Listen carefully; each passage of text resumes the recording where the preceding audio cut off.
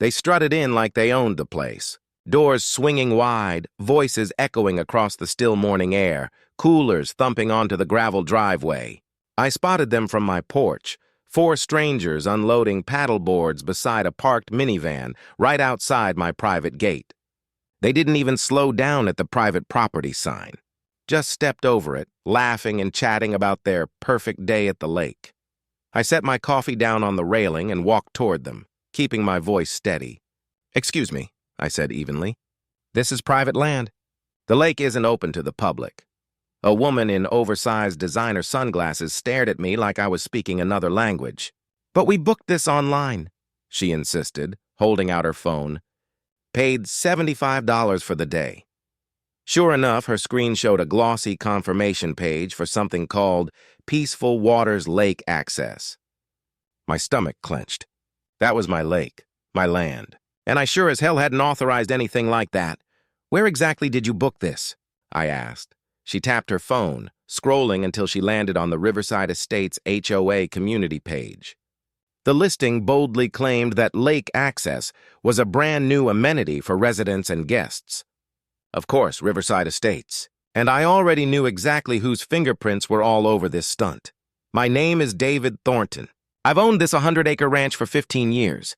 Nestled right in the heart of it is a pristine 20-acre lake, untouched, private, and mine. My property borders the sprawling Riverside Estates HOA, which for years had been nothing more than a polite buffer. But lately, it had turned into a battlefield. 6 months ago, the HOA crowned a new president, Patricia Hartwell. Most people just called her Karen, and not kindly. Silver hair, sharp suits, and a sense of self-importance that could fill a stadium. From the moment she took over, her sights were locked on my lake. She started small, dropping innocent hints during community meetings I attended as a courtesy. "Wouldn't it be wonderful," she'd say loudly, "if the community had more amenities? Like, say, lake access." Every time the room's eyes would shift toward me. Every time I'd smile politely and say no. That lake was my sanctuary, home to native fish and nesting birds I'd spent years protecting. But Karen didn't take no for an answer. Her schemes escalated. Formal letters on HOA letterhead suggesting community events at the lake. Uninvited visits with committees eager to pitch their case. I turned them away each time. But this, an online booking page, was a whole new level of insane. After apologizing to the bewildered family and sending them off, I marched back inside and pulled up the HOA website. There it was, a sleek booking portal plastered with stolen photos of my lake. It had pricing tiers, fake reviews bragging about peaceful surroundings and great fishing, and a claim of a partnership with local landowners to enhance community value. The listed contact? Patricia Hartwell. I printed every single page and called my lawyer, Janet Morrison. "She's charging people to access your land," Janet said sharply when I told her. Her voice cracked with disbelief. "David, this is textbook fraud, trespassing, unauthorized use of private property. Want to go scorched earth?" "Let's start smart," I said. "What's our best angle?" "Let me dig," she replied. People like her always leave a trail. While Janet investigated, I got to work. More families kept arriving with their printed confirmations, expecting their lake day. I politely turned them away, logging names, dates, and booking details. I installed motion sensor cameras and started collecting video evidence. Then Karen emailed me directly, her tone smug, dripping with self-righteousness. She accused me of being selfish, of hoarding the lake, and of hurting property values for the community. A few days later, Janet called back, her voice practically buzzing. "You're going to love this," she said. "The Millers are selling their 5-acre lot. You know, the one that sits between your property and Karen's neighborhood. That's the only access point from Riverside Estates to the lake." I leaned back in my chair, already seeing where this was going. "What are you thinking?" "I'm thinking offense," Janet replied. "We buy it, quietly. I've got a contact who can set up an LLC. She won't even know it's you. So that's exactly what we did. I created Pine Valley Investments LLC and submitted an all-cash offer, $20,000 over asking. The Millers accepted immediately. 2 weeks later, the deal closed.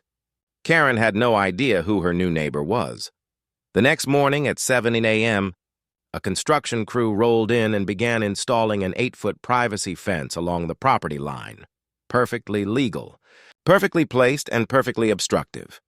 The first storm rolled in at noon, not from the sky, but in the shape of Karen's SUV, roaring up the gravel road before screeching to a stop. She exploded out of the driver's seat, face flushed deep crimson. "What is the meaning of this?" she shrieked at the foreman. "You can't block lake access!" The foreman, Roberto, didn't even flinch. Years on job sites had made him immune to yelling. "Just doing what the property owner requested," he replied calmly. "All permits are in order. Who owns this land?" she snapped. "You'll have to speak with Pine Valley Investments," Roberto said almost cheerfully. "I know it's David Thornton," she screamed, spinning toward the fence like it had personally insulted her. From my porch, mug of coffee in hand, I watched the entire show play out on the security feed, and it was beautiful. The next few hours were pure comedy. Karen made call after call, to the county office, to real estate contacts, even to the police. Every answer was the same. The fence was fully legal. By evening, she'd managed to trace Pine Valley Investments back to its registered agent, Janet. That night, Janet called me, laughing so hard she could barely talk. "You have to hear this," she said, playing the voicemail. Karen's voice crackled with fury. "This is harassment! That fence is illegal. I'll sue you for every penny." "Want me to respond?" Janet asked. "Not yet," I said, grinning. "Let's see just how far she's willing to dig her own hole." Saturday brought the fireworks. A dozen families arrived for their lake day, only to find the gate sealed off by the new fence. Karen had to refund everyone out of pocket, stumbling through excuses while parents were crying.